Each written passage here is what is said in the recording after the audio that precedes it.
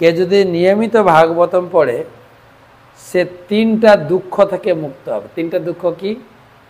শোক, শোক মানে অতীতের দুঃখ। আমার সব থেকে প্রিয়জন, আমার মা, আমার বাবা আমাদের ছেড়ে চলে গেছে, সেই দুঃখ আমি ভুলতে পারছি না,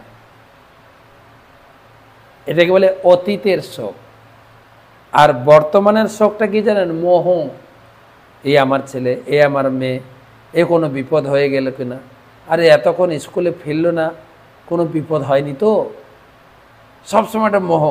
ঘর থেকে কোথাও গেছি, বাজারে অথবা কোথাও পাঠ শুনতে গেছি, কীর্তনে গেছি, ঘরটা তালা মেরেছি তো, ঘরে কেউ ঢুকে যাচ্ছে না তো, দোকানে কর্মচারীরা আছে চুরি করছে না তো? সবসময় একটা মোহ মোহ মোহ কাজ করছে, দুঃখ।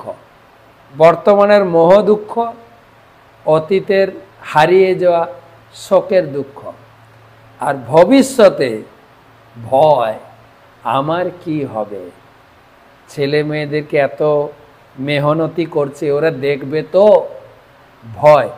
এই তিন ভয় থেকে মুক্ত হওয়া যাবে যদি নিয়মিত ভাগবতম পড়ে।